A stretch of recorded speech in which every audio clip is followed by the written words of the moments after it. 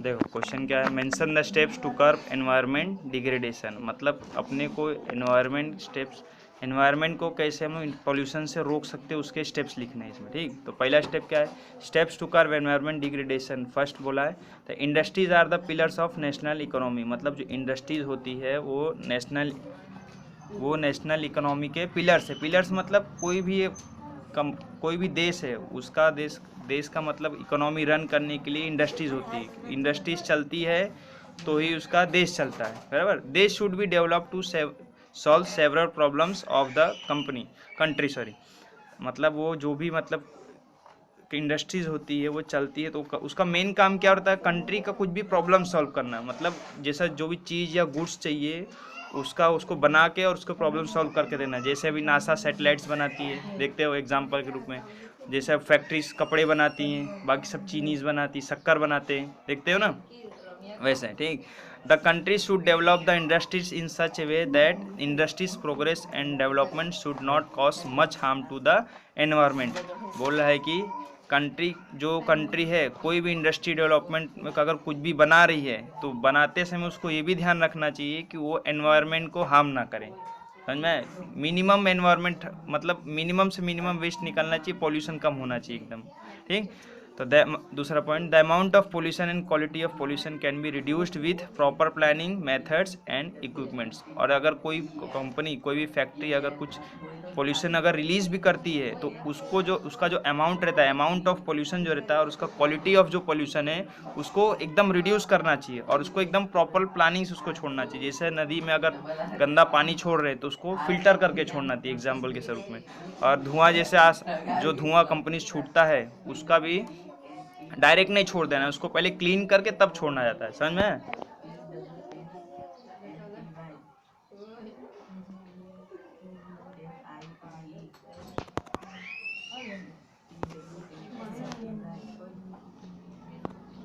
अभी और आगे point, pollution can also be reduced by using correct raw material and fuel, मतलब pollution को एक दूसरा तरीके से हम लोग ऐसे कम कर सकते हैं by using correct raw material, मतलब जो कच्चा माल रहता है कोई भी चीज़ का वो सही पसंद करके। जैसे कि एग्जांपल, कोई भी कंपनी में कोल यूज़ होता है तो कोल के जगह वो तेल यूज़ कर सकता है।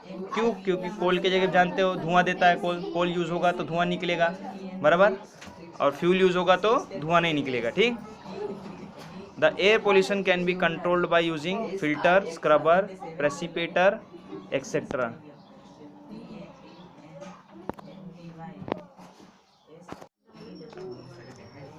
The air pollution can be controlled by using filter, scrubber and precipitators etcetera, मतलब जो पोल्यूशन होता है उसको अगर कंट्रोल करना है तो ये सारे इक्विपमेंट्स यूज़ करेंगे। जैसे कि फिल्टर, एयर फिल्टर होता है, जैसे कि जो एयर फिल्टर सुने होंगे कि बाइक में भी लगता है, बड़े बड़े गाड़ियों सभी मतलब व्हीकल्स में एयर फिल्टर लगता है, वैसे ही फिल्टर्स लगे होते हैं फैक्ट्री के चिमनी में भी लगते हैं ताकि वो जो धुआं निकलता है वो फिल्टर होकर निकले। स्क्रबर्स भी ऐसे होते हैं, प्रेसिपिटेटर्स भी ऐसे ही होते हैं, वो सब का काम फिल्टर करना फिर उसको स्मोक को रिलीज करना in the factories. The water pollution can be prevented by using industrial effluents only after properly treating them, मतलब जो कंपनी का जो वाटर पोल्यूशन होता है, जो नदी या नाले तालाब में जो भी छोड़ते हैं उसको छोड़ने से पहले ध्यान रखना चाहिए उसको क्लीन करके छोड़ा जाए, मतलब साफ करके तब छोड़ना चाहिए। ठीक, moreover industrial water can be purified after treating and reused, और दूसरा ये चीज़ है कि जो इंडस्ट्रियल वाटर जो रहता है जो गंदा हो जाता है उसको वापस क्लीन करके वापस और दूसरे भी काम में लिया जा सकता है।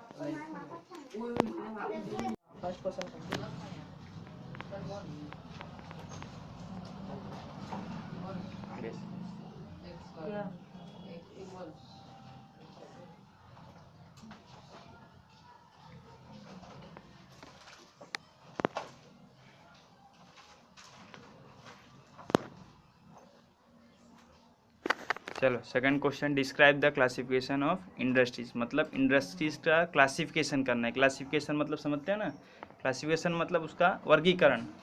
ठीक, फर्स्ट क्या है, industries can be divided on the basis of, industries जो है वो 3 चीज़ के बेसिस पे डिवाइड होती है। ठीक,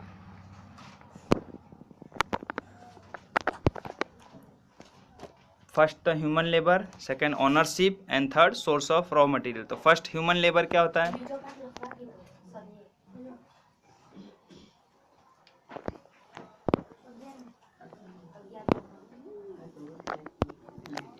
human labour. On the basis of human labour the industries can be divided as small industries and large scale industries. ठीक, तो जैसे कि ह्यूमन लेबर, अब कोई कंपनी बड़ी होती है, कोई कंपनी छोटी भी होती है, जानते हो बराबर।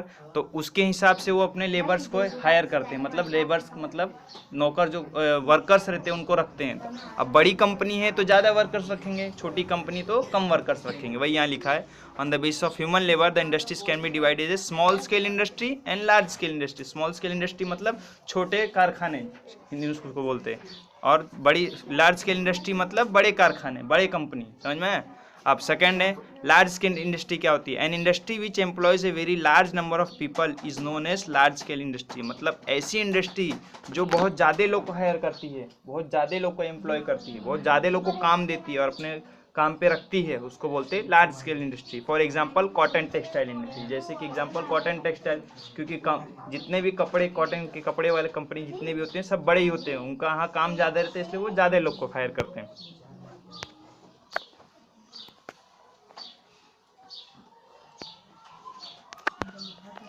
अब सेकंड स्मॉल स्केल इंडस्ट्री। तो स्मॉल स्केल इंडस्ट्री क्या है?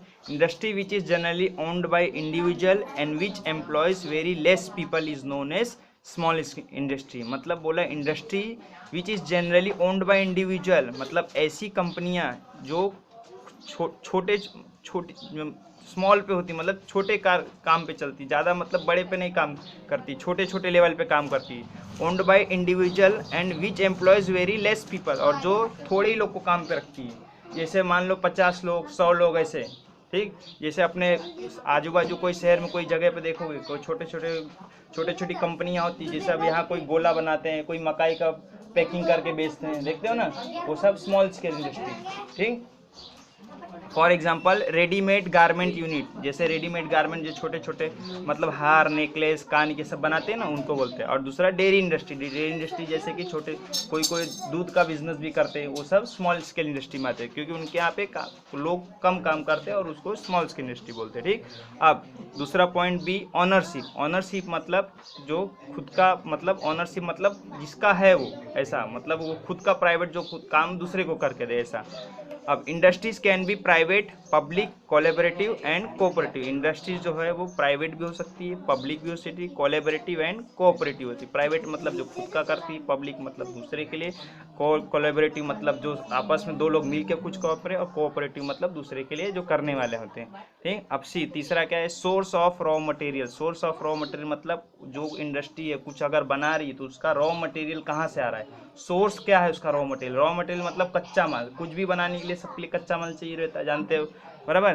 तो उसके लिए रॉ मटेरियल आता कहाँ से? तो on the basis of source of raw material the industries can be classified into, मतलब रॉ मटेरियल के बेसिस पे इंडस्ट्रीज दो टाइप के डिवाइड होती है। एक first agro based industries, second mineral based industries. Agro based industries मतलब जो खेती बाड़ी से जो भी उगता है अपना, ठीक, खेती बाड़ी से जैसा हल्दी उगता है बताया था, गन्ना उगता है, इस सब से क्या होता है, हल्दी उगता है तो उसको क्या करते हैं, लाते हैं, पीसते हैं, उसको पीस के क्या करते हैं, फिर पैक करके तब मार्केट में सेल होता है, जानते हो।